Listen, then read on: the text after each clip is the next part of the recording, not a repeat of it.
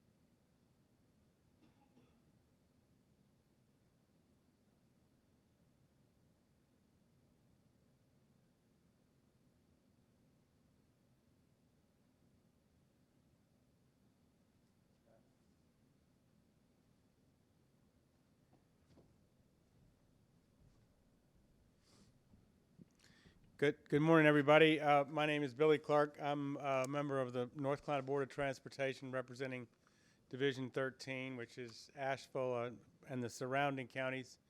Thank you all for being here. We have a good session here today, and I'm delighted to be introducing our speaker. We all know that technology is evolving quickly, and government is challenged to keep up. And we're very fortunate today to have an expert on matters related to emerging technologies. He did not land Apollo 11 on the moon. Indeed, from the looks of him, he probably wasn't even born then. But he has successfully navigated regulations to open the door to commercial spaceflight. I must say, as every other speaker has said, to remind you that please keep your mask on except when eating or drinking or introducing a speaker. And we want to make sure we're doing everything to keep you healthy. If you can open this session in the schedule section of the app, the Crowd Compass app, to answer the poll question on the screen and do that, then we'll review the results later in the session. I'll give you a minute to do that.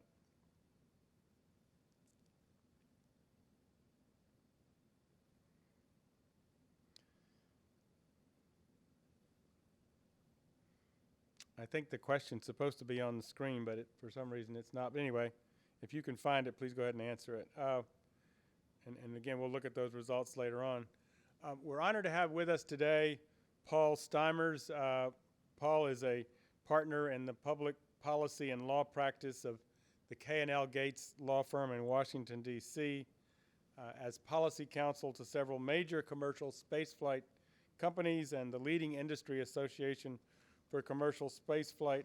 He's been active in helping the industry grow quickly and safely while continuing to support a strong role for NASA in space exploration. And without further ado, I'm going to introduce Paul Steiner. Paul, come up.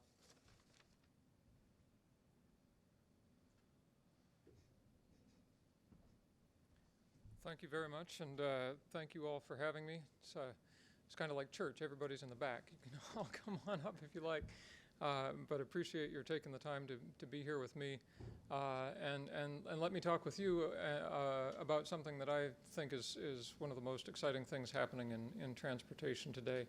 And I really want this to be a discussion. I want to hear what you're interested in, how I can help North Carolina participate in the growing space economy. So at any point, feel free to just raise your hand or jump in, and we'll have a discussion, have a dialogue. I do want to thank Undersecretary Beatty, who invited me to speak here, and the whole North Carolina Department of Transportation for making this event and my participation possible. K&L Gates is a global law firm. We have offices in Raleigh, in RTP, and in Charlotte, as well as 40 some odd other offices around the country. And as noted, I work in our DC office, where I bother Congress and the administration about how to make things like commercial spaceflight happen. So let's see if we can. Yeah. So well, we've got some preliminary results on the polls already. We'll come back to that in a moment. So I'd like to start with some preliminaries. First of all, this presentation is not legal advice and does not create an attorney-client relationship. I have to get that out of the way right at the beginning. The views expressed herein are not necessarily those of the firm or its clients. The firm and its clients are very insistent that I not. Sometimes I say things that I just feel like saying. And then I would, again, like to have this be a dialogue, so please participate. I also understand this is being recorded, so I'm going to say less of what I feel like saying, but be aware that that's happening as well. So we've got a few premises that I want to make sure we're all in agreement on. Number one, space is cool. And so if you disagree with that, we should have another preliminary conversation about that. Space is important. It's important not just for the economy, but for national security. The way we project power as a country depends on a number of things that are banded together in an acronym called C4ISR and PNT. Command, control, computing, communications, intelligence, surveillance, reconnaissance, positioning, navigation, and timing. All of those things depend on space. So when we're talking about the economic impact, when we're talking about the transportation impact of space, we're also always talking about the national security impact of space. North Carolina can and should lead in space. This is something that I feel very strongly about, that North Carolina and most other states have a significant role to play in the space economy, and we're going to spend some time talking about how to make that happen. And then space has lessons for other innovative modes of transportation. Some of the things that we're going to talk about generalize to uncrewed transportation, to smart transportation of all kinds, and we can discuss all of that. So we're going to talk a little bit about how we got to where we are, the birth of a new transportation mode. We're going to talk about some of the major challenges that have been overcome and that remain to be overcome. And then we're going to talk a little bit about how North Carolina can lead. So that's a famous quote about space. Space is hard, and literally everyone who's ever tried it has come to that realization at some point or another. And so I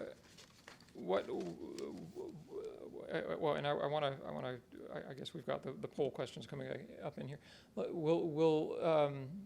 What's interesting to me about this is that looks like almost everybody has identified financial challenges as the biggest challenges, and there's a lot to that. We'll go into some detail on that, but quite a few came in second place for legal and regulatory challenges, and that's my bag, and we'll come back to that as well. But I want to go back to the idea of space is hard, and walk through a bit of history. That's Da Vinci's design for a flying machine. This is Samuel Langley's flying machine. Now, Samuel Langley was an individual working at the turn of the 19th, 20th century to develop a heavier-than-air powered crude aircraft, and he had a tremendous amount of government money and a tremendous amount of public attention. And he launched this thing, this is called the Aerodrome, off of a houseboat in the Potomac, off the roof of a converted houseboat, our first aircraft carrier. And no sooner did it leave the houseboat than it entered the Potomac, unceremoniously, and as he hauled it out and tried it again, the pilot was okay. And it did it again, just right into the Potomac. And again, the pilot was okay, but that was the end of Mr. Langley's aerodrome, at least for the foreseeable future. Now, at the same time, we had these random bike dudes in some state who built this thing and flew it over Kitty Hawk. Now, it was a very short flight. It was not a terribly impressive thing in and of itself, except that it inaugurated powered heavier-than-air human space flight, or flight, period. I trust all of you are aware that a piece of the original Wright Flyer is on the helicopter we have on Mars right now. And so it has actually been part of the first flight on 2 planets, which is, I think, just going back to space is cool, pretty darn cool. So not long after 1903, the couple of bike mechanics, we hit the Orteig Prize. And the Orteig Prize, it's a very fancy piece of paper here, but Raymond Orteig, who was a hotel magnate in New York, offered $25,000 to the first Allied aviator who could transit between New York and Paris in a single flight. And of course, we know how that worked out, but first of all, there were a whole bunch of famous people who tried. Several of them perished along the way. But then, relatively unknown Charles Lindbergh made it across the Atlantic to great fame and that $25,000 prize. Well, in 1996, we tried it again. A private benefactor put up $10 million for the X Prize, later named the Ansari X Prize, which was offered for whoever could get a person into space on the same spacecraft twice in 2 weeks, demonstrating not only the capability but reusability and rapid repeatability. And that vehicle is the vehicle that did it. It was carried aloft by an airplane and then launched from that airplane. So that was the prize was announced in 1996. In 2004, the prize was claimed. And we began the process of democratizing space. That plane turned into this vehicle. This is Virgin Galactic's space plane and carrier aircraft pair, which is currently taking people into space on a more or less regular basis. And it also helped birth this vehicle, which is the reusable booster section of the Blue Origin New Shepard rocket. On top of that sits this is the landed version. I think this is one of the most beautiful pictures in spaceflight today. On top of it sits a 6-person capsule that goes into suborbital space. And of course, Blue Origin has taken now the youngest and the oldest people into space, the latter of whom being James Tiberius Kirk himself, William Shatner. And so we're in the process of making this dream a reality for more and more people. As I think you may be aware, only about 600 people have ever been to space, total. And we're rapidly changing that. Virgin Galactic has taken orders and deposits from more than that number already. And as Virgin and SpaceX and Blue and others really start working on regular transportation, we're going to see that number climb dramatically very quickly. So, put differently, what's amazing is how quickly we do the hard thing and move on to the harder thing. And so if we can go back to some shameless pandering to the local audience, we went from Kitty Hawk to the moon in only 58 years. And yes, I am younger than the moon landing, thank you. So some lessons from that are it's not always who you expect who's going to get it done, and it makes a lot of sense to fund results rather than the process. If you just say I'm willing to buy X, whatever it is, as a prize or as a product, people will invest many times more than what you're putting up in order to give it to you. And then stand back and have faith, because what we've learned over not just the course of human flight, but really the course of human innovation is we're going to get there, and that's pretty exciting. I want to share with you the coolest tweet. Now this is not the coolest tweet I've ever seen. This is objectively the coolest tweet that has ever been tweeted. It's Chuck Yeager, General Chuck Yeager, who broke the sound barrier. December 17th, 1903, it's been 114 years, he wrote this in 2017. It's been 114 years since the Wright brothers' first powered flight. I met Orville. He was impressed we broke the sound barrier just 44 years later. So here was a connection to somebody tweeting in 2017, he's since passed on, about meeting the person who started it all. That's how far we've come, how quickly, which is just incredible. Now, I have to, again, because we're here, and apologize. I have to apologize to anybody with Ohio connections, but this is also a.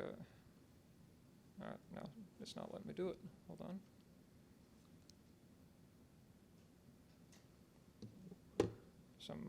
We got an Ohioan on tech support here, maybe. No.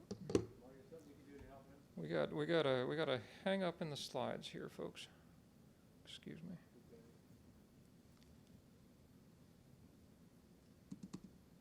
Oh, I see what might have happened here. Nope, I broke it. Oh, this is an apple. It's an apple, folks.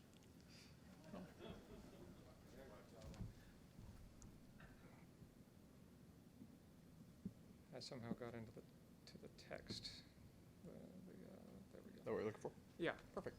All right, so because I found this as we were preparing for this talk. This is the North Carolina Department of Transportation Twitter feed, which I hope you're all following, because it's pretty impressive. Ohio got a little upset about North Carolina claiming the first flight, and so they had their own license plate that said Ohio, birthplace of aviation, but they got the plane backwards. The Wright brothers plane has the vertical stabilizers in front and not in the back, and the Department of Transportation had to have a little fun with that, which I support.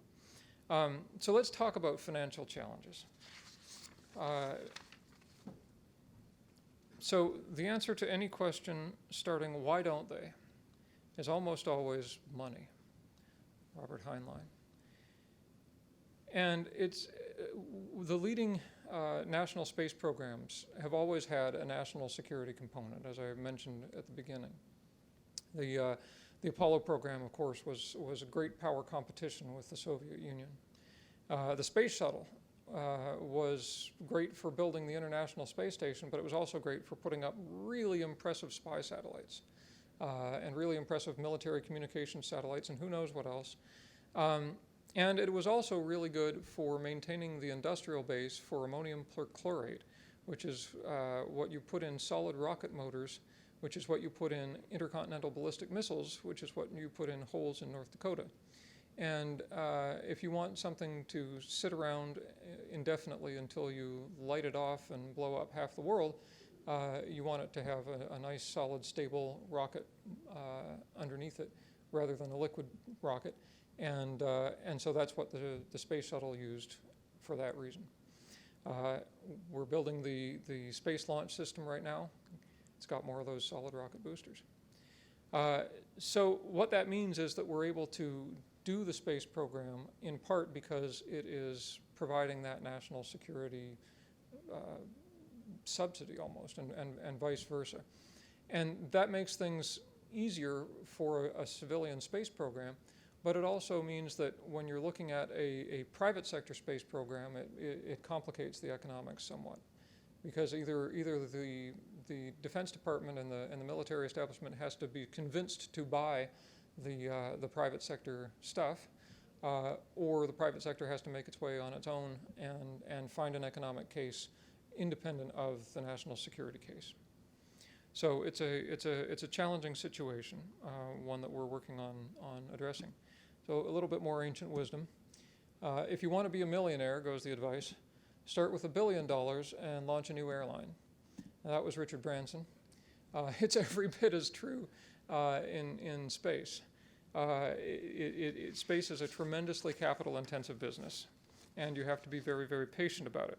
So when we talk about solving the financial challenges, first of all, we get billionaires involved, and it's no surprise that Richard Branson and Elon Musk and Jeff Bezos are among the people leading the way. They're people who, each of them, was excited about space as a kid. Jeff Bezos talks a lot about watching the Apollo moon landing. Grew up, promised by a society in general that they would be astronauts or have the opportunity to have a Jetson-style existence. Didn't see that materializing, and so decided to do it themselves. Now, the way Richard Branson tells it, he just thought Virgin Galactic would be a cool name for a company and then decided what it should do after that. I don't think that's really quite true.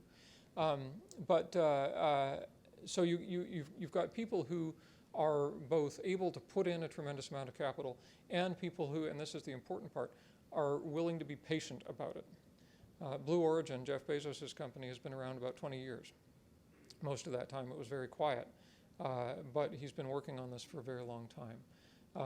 SpaceX, of course, has been around for quite a long time as well, and at this point, so has Virgin. Now there's a lot more ability of space transportation companies to access capital markets. We're seeing a lot of SPACs and so forth, but in the early days especially, it required a tremendous amount of personal wealth. So that's one way to handle it. It's a good way, but it's not the best way. The next way is through customers, and the government is going to continue to be the primary customer for space transportation and for space flight in general for the foreseeable future. The question is, can it be a good customer? Can it be the kind of customer that a startup company can deal with? And NASA in particular and other federal agencies are working at trying to operate as a customer that can be moving at the right pace, that doesn't have tremendous amounts of involvement with the decision-making process, but can say, yes, I want to buy that as a product, provided I have a sufficient level of confidence in its safety and its efficacy. On the other hand, you've got the private sector, and there's a lot of companies in the private sector who are realizing that they can do things in space, whether it's point-to-point transportation logistics or research and development in space. My favorite of those is Target. Target did research and development on the International Space Station focused on providing water to cotton plants because it turns out that in order to make a t-shirt that gets sold at Target, you need an incredible amount of water, and they're trying to figure out how to dial that back. So companies that don't necessarily think of themselves as having anything to do with space are starting to realize that perhaps there are things that they can do, either in terms of research in a microgravity environment or otherwise. And then we have to look at cost reduction. And there are two ways to accomplish that, primarily, that are underway. Number one is the technology. We went from never, ever, ever having reused a rocket before to, oh yes, of course we should be reusing rockets in the blink of an eye, because we were able to develop the technology to have a light vehicle that could throttle its engines from full blast to about 10% thrust. That's very difficult technology. And then on top of that, to control the engine in real time with onboard computers so that it could point where it needed to point. And so we've reduced the cost of spaceflight by the cost of the rocket, almost to a large degree. And think about that. If you could only fly on a plane once before you threw it out, how would that look? That's what we've been doing with rockets, right? And the idea that a reused rocket is dangerous makes about as much sense as the idea that a reused plane is dangerous. You'd rather get on a plane that somebody else just got off of than a plane that just rolled out of the factory, because it's flight tested and worthy. So the other side of that coin is volume. The more you do something, the cheaper it gets. The more frequently you do it, the cheaper it gets per unit. And so what SpaceX in particular is demonstrating with a very high rate of flight is that when you do that, you can offer lower prices to your customer. There was an old Saturday Night Live sketch about the First National Bank of Change, where you just come in and they'll give you change for your money, and they make their money, they say, on volume. There's one other set of challenges that I want to talk about, and that is that the challenges related to competition. And the first of these is, of course, you've got competitors. There are more than 100 U.S. Commercial launch companies that are in some stage of development right now. That is a lot. That's just a tremendous number. Most of them are going to fail.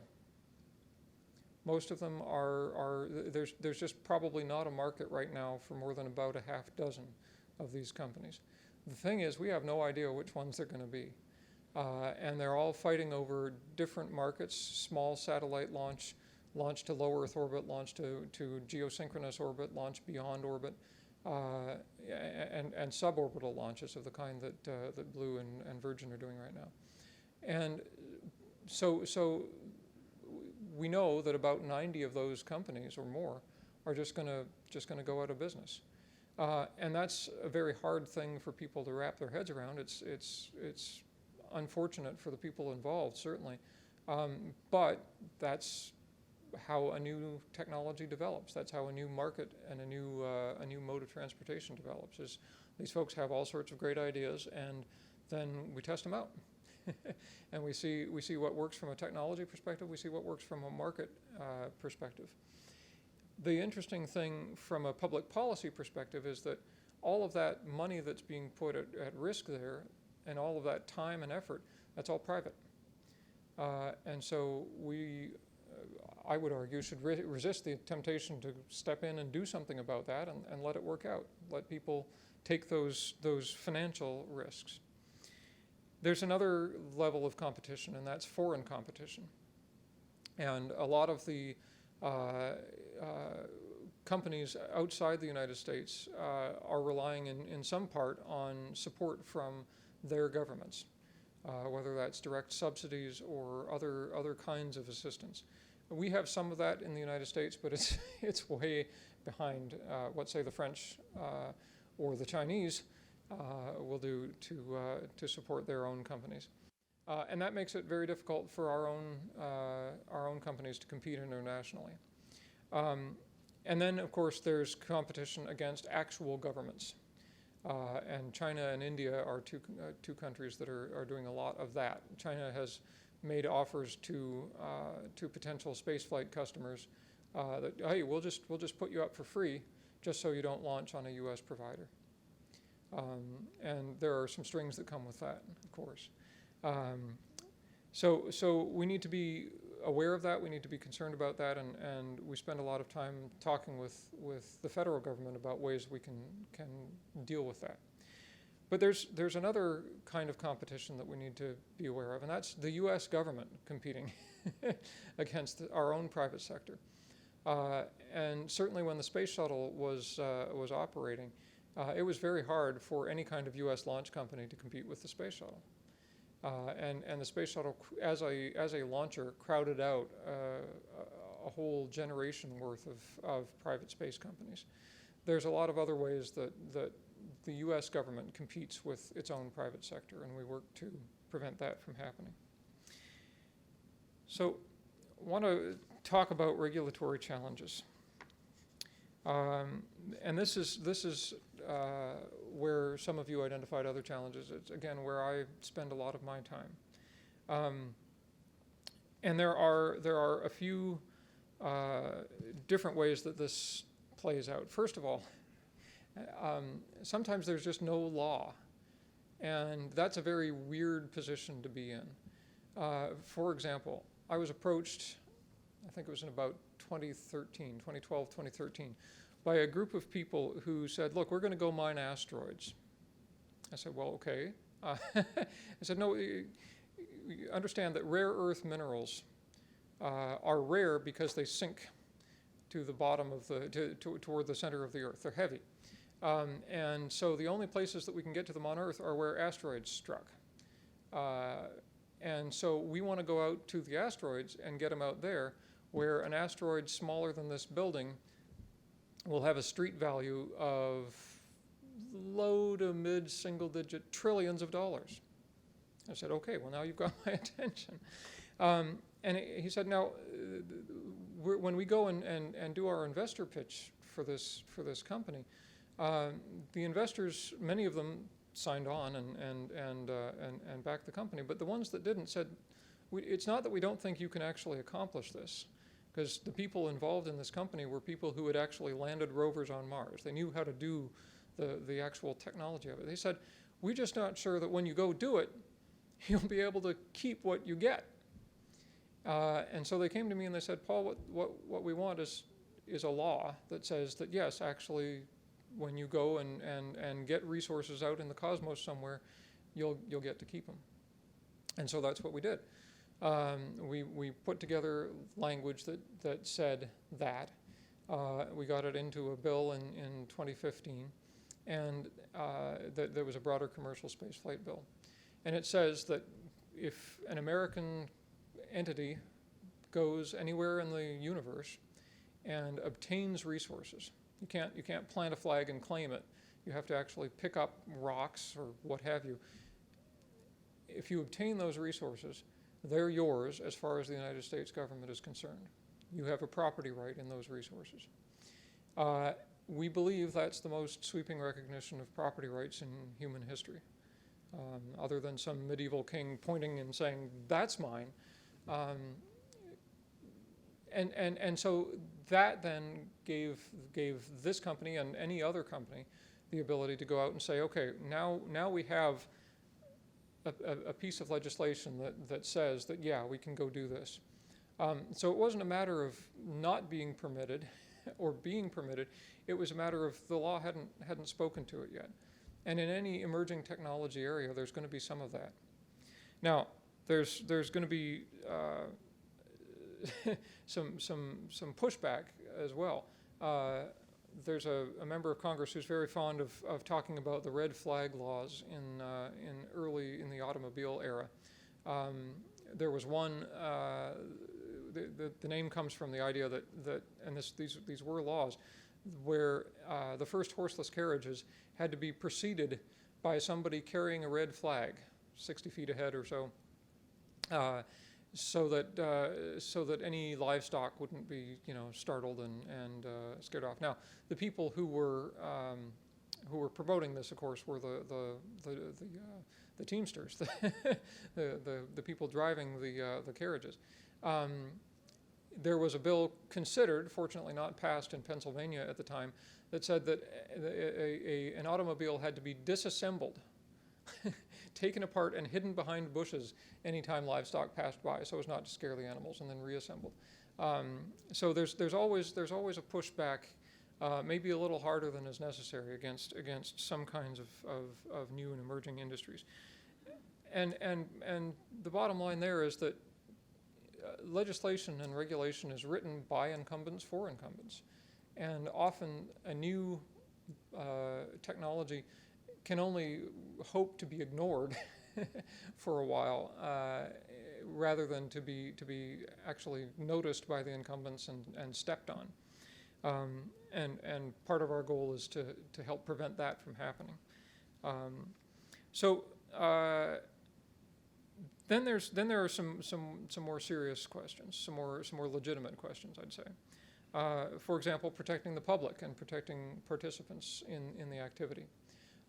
So the FAA has total authority to protect the uninvolved public from any kind of accident or mishap in commercial spaceflight, which is a big part of the reason why commercial spaceflight happens in very desolate areas.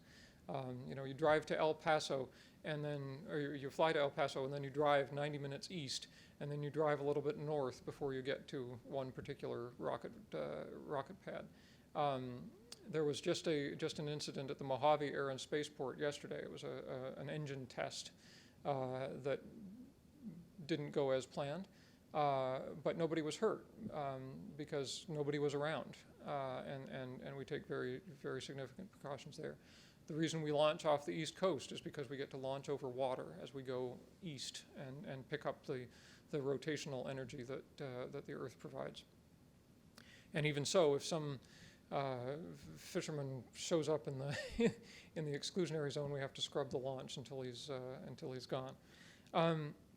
So the FAA is very careful, and rightly so, about making sure that we don't drop anything on anybody, because our failure mode is we land on something, and that's not a good failure mode. When a car's brakes fail, you're still on the ground. It's not a great situation, but you're able to hopefully pull over and not do too much damage. But if you're over something, that can be a bad day. So the question is, if the FAA can already protect everybody else, what should the FAA be doing about participants? And that's a question that we've had to fight about a fair amount. So I want to reintroduce you to this sign. I'm sure you've all seen it. Warning, no lifeguard on duty, swim at your own risk. We have a lot of situations in the world where we assume the risk of our own activities. And we're all fairly familiar with that. And that's part of how commercial spaceflight is handled right now. It's not a common carrier. It's not a situation where in coming down here on the plane, I just buy a ticket, I walk on the plane, I know that the plane is very carefully inspected, certified, et cetera, and here I am. This is not that kind of service. These are experimental vehicles that are just entering service, and it's a very challenging, going back to the idea of space is hard, it's a very challenging thing. But let's go even further. So this is a picture I took a couple of years ago when I took my 3-year-old to the bouncy place, the trampoline park. This is an explanation of why, of the main hazards that you expose your 3-year-old to when he goes to the trampoline park. And this comes with a waiver that I had to sign to let my 3-year-old bounce at the trampoline park, where I was informed of the risks and I assumed those risks. There's an informed consent regime. And this is the kind of regime that commercial spaceflight currently operates under. Right? So whenever we have somebody go on a spaceflight, they say, yes, I have been told that I'm about to strap myself to a pile of explosives and point myself toward the hard vacuum of space and accelerate in that general direction very, very quickly. And that any number of things could go wrong with that, and I willingly accept those risks. Yeah, it's a very, very different situation than getting in an aircraft or a train or something like that. Now, there are a lot of folks who want to adjust that regime, want to move it much more toward common carriage, and we just don't think it's ready for that yet. We don't think that the FAA, for example, is entirely ready to understand how a vehicle like that or that works. And so we have this learning period in place until 2023 where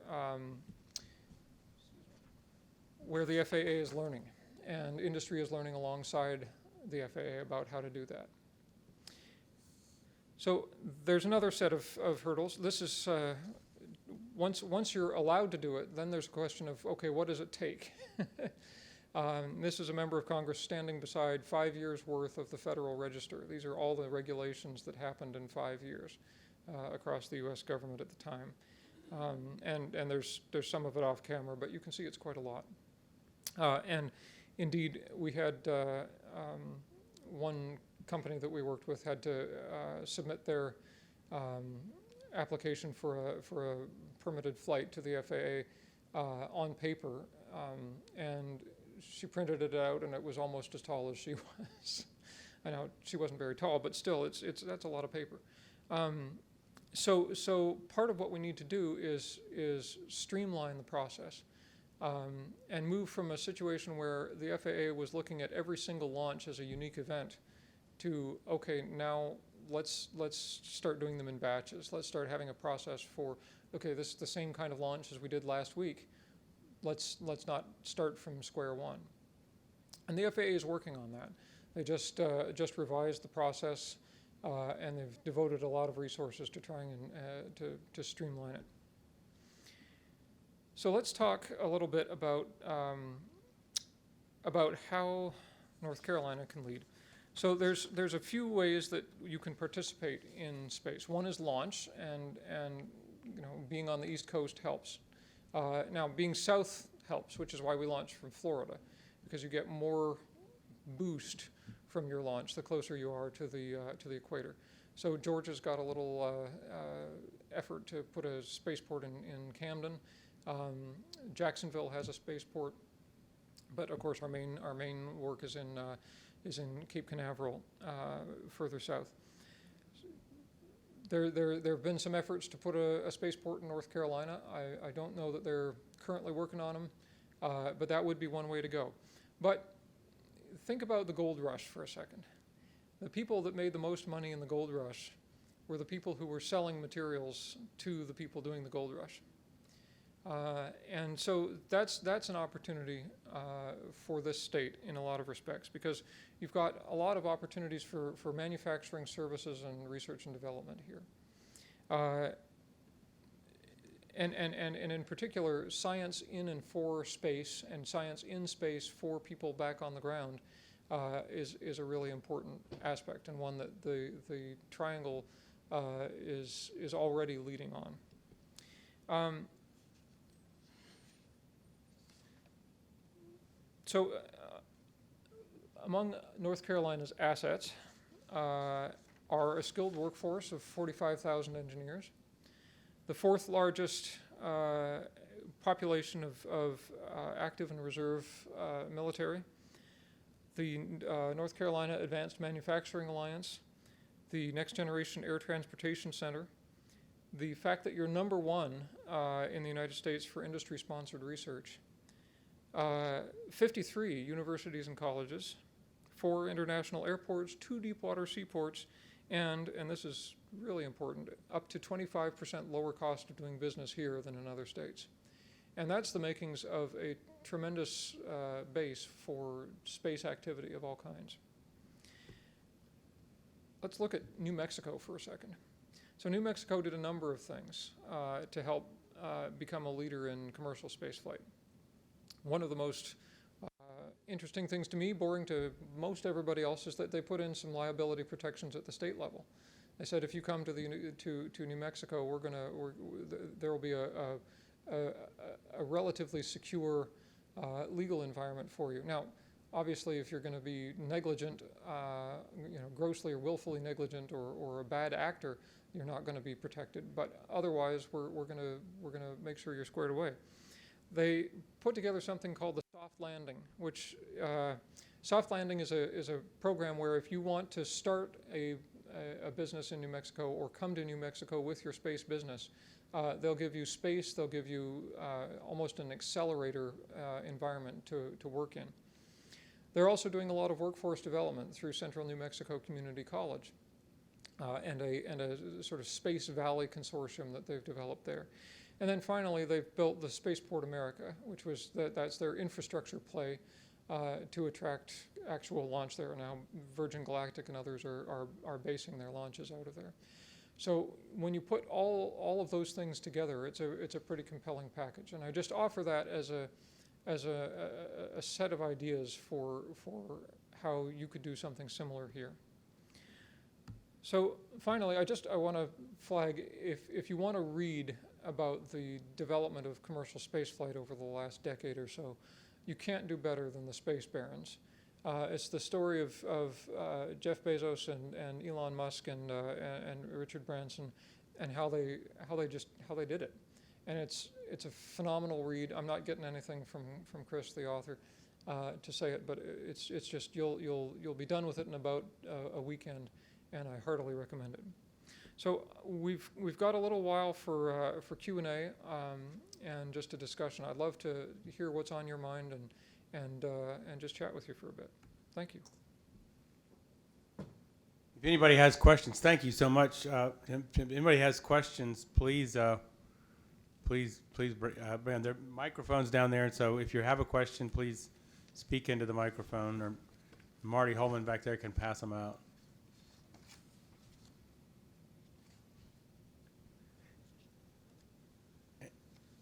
If nobody else has a question, I'm going to ask one because Yeah, please do. I'm fascinated. So I assume you have actually been to Cape Canaveral or some location and witnessed a launch. It's an incredible thing. Yeah. Tell us a little bit about it, if you would. I mean, Well, it depends on the launch. I mean, if you've got a gigantic rocket, it's a visceral experience. You feel it more than hear it. But there are some of these new platforms like Virgin's where the launch takes place 50,000 feet in the air. So the first stage is an aircraft, and you're not launching vertically; you're launching horizontally off of a runway.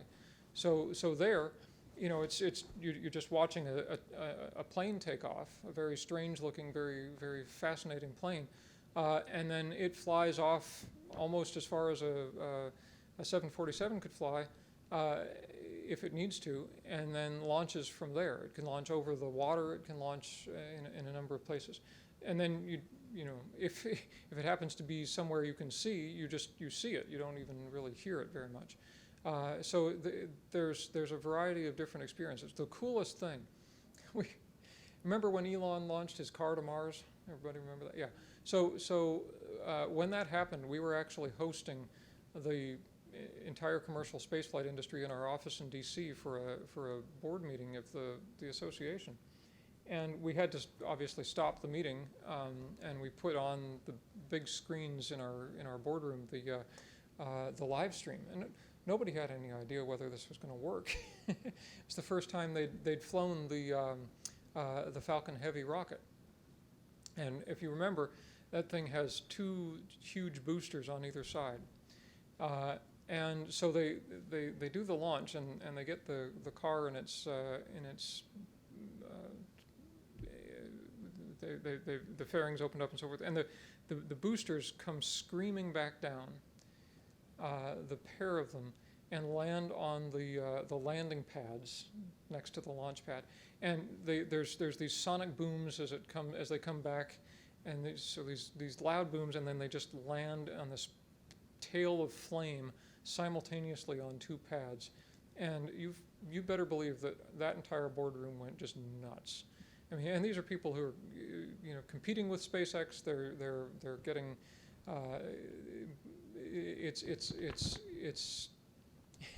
it's a knockdown, drag-out fight all the time. But for something like that, everybody just came together, and it was like, yes, that is just really, really cool. So yeah, it's just as much the landings now as the launches that are really something to see. And I assume you have not been on a space flight? I have not been on a space flight. No, no. I can get you a hookup if you're willing to pay the ticket price.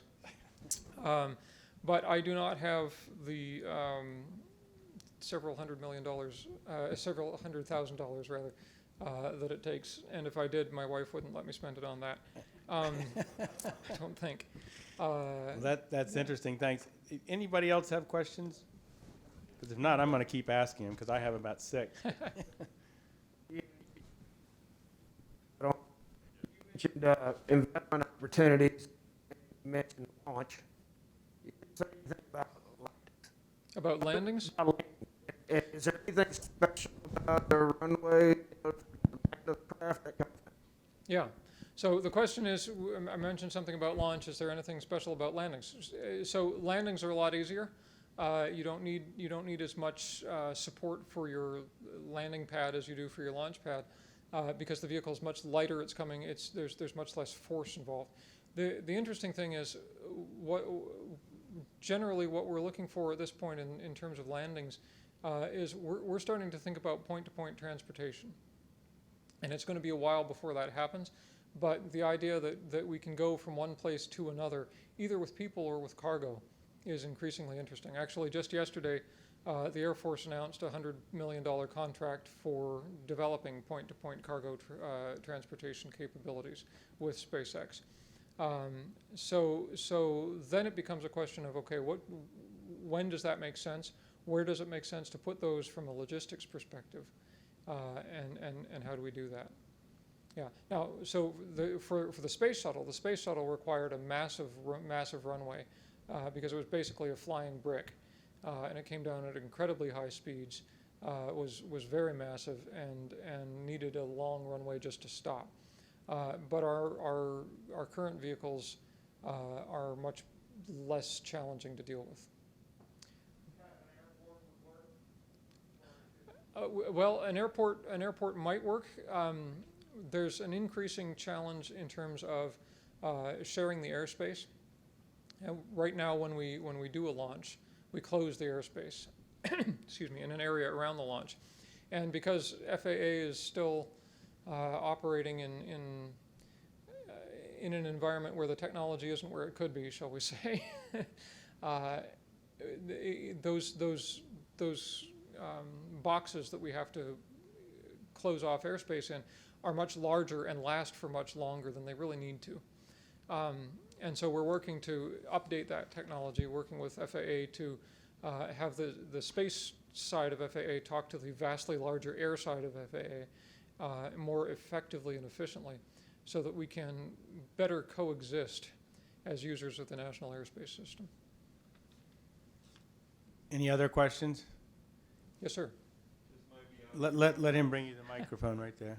This might be out of your wheelhouse, but how concerned are you about the vulnerability of our spatial infrastructure, the outside influences and vulnerabilities? Sure. How concerned am I about the vulnerability of our space infrastructure to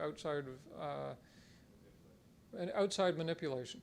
So I'm a big fan of distribution when it comes to infrastructure, for the reason that we need to be hard to hit and cripple. So I don't like the fact that almost all of our launches happen out of 2 locations in the United States. And for that matter, neither does the Defense Department. We want to see launches happening from anywhere. We want to, or almost anywhere.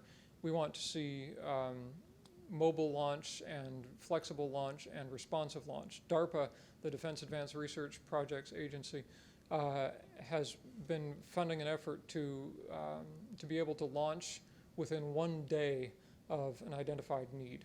That's an incredibly fast turnaround, but that's the kind of thing that we have to be able to do. And so, being able, and there's I don't know to what extent it's a myth, but it supports my point, so I'm going to go with it.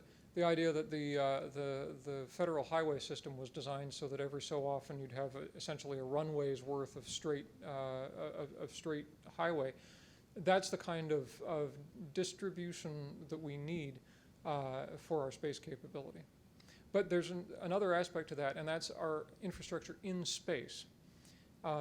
We're dealing right now with a situation where there's an increasing amount of debris in orbit. And the part of the challenge is that we can't salvage it. We don't have a salvage law for space. We can't just go up and clean it up because all of it belongs to somebody, and there's no mechanism for sorting out, you know, who's allowed to go and get it. And some of it, even some of it that looks like space junk, is maybe not space junk, and is maybe something that somebody cares quite a lot about. And so we're trying to deal with the fact that there's this increasing amount of debris. The Russian government just created a tremendous amount more debris by testing an anti-satellite weapon just a few weeks ago. China 15 years ago tested an anti-satellite weapon, destroyed a satellite in orbit. We're still dealing with the debris from that. And India has done it as well. In fact, almost all of the space debris is government debris up there. And the private sector is now having to deal with that.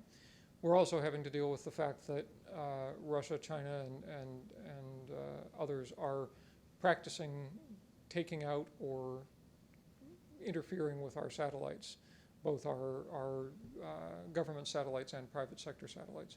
And that's going to be an ongoing challenge for both the government and private sector. Any other questions? Got one right there. And you brought up a good point about the weaponization of space, or is the private industry, your law firm and other law firms, and the private folks talking to the federal government about how, I mean, I could see this getting to be where it'd be real interesting, where you have governments putting up satellites and stuff with weapons on them, the private industry having to retaliate to try to protect their equipment. And y'all doing something about it, or are we going to be having laser wars in space? No. No, and if we were, I couldn't tell you. No, You'd have to kill him first. no. So the Space Force was created during the previous administration, and I think, again, me speaking personally, I think that was an incredibly wise thing to do. Because space is a military domain, and it has always been a military domain. Space was weaponized by a guy named Adolf Hitler. You know, his rockets actually were suborbital rockets. And so we're not in the process of weaponizing space. I rattled off command, control, computing, communications, intelligence, surveillance, reconnaissance, positioning, navigation, and timing at the beginning of the talk. We depend on space as a military domain to project power on Earth. And so do all of our allies, and so do our adversaries, peer, near peer, and otherwise. And so we have to accept that, I think, and we have to be prepared to play in that environment. What's changing is that we no longer have an environment in space where we are untouchable, right? We used to just totally own space in a way that we didn't have to worry about putting a multi-billion-dollar satellite up there and losing it. And now we do have to worry about that.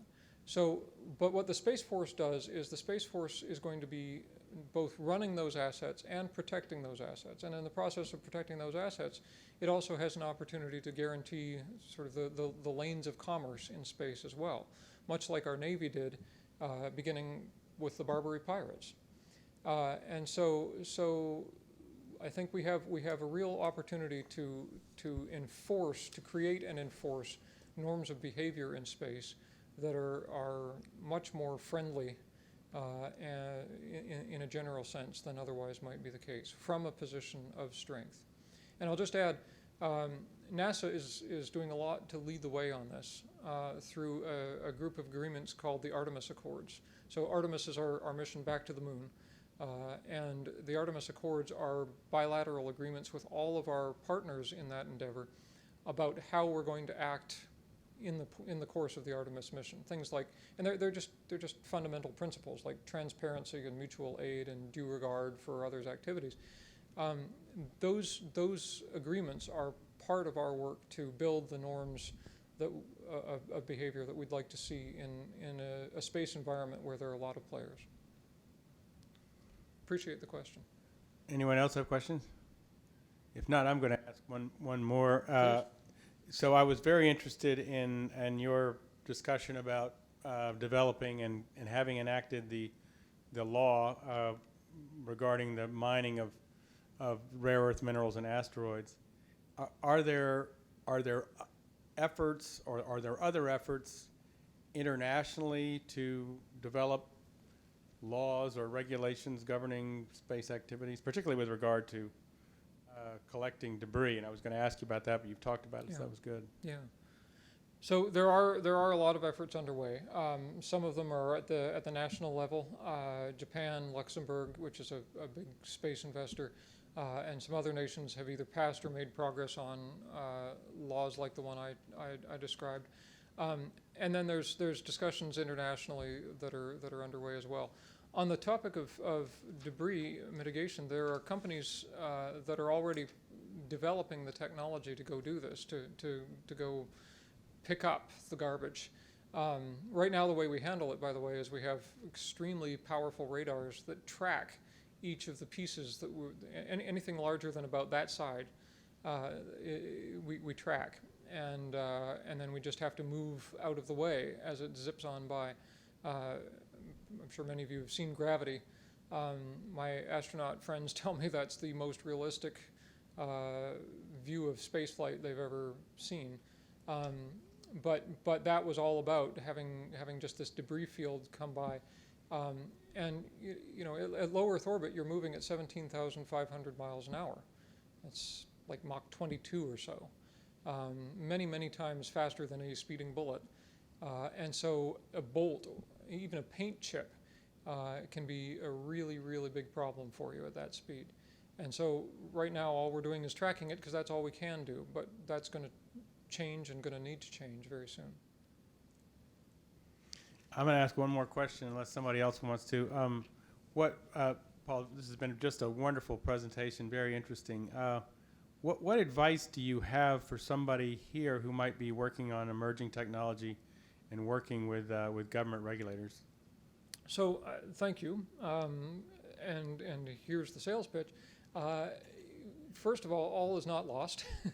There are people who can help you explain what you're doing and why it matters and why it should be supported, and how to build a policy environment that does support it. Up in Washington, D.C., I'm one of those people. Engaging with the government at every level is usually a worthwhile thing to do. It's hard to fit in the time.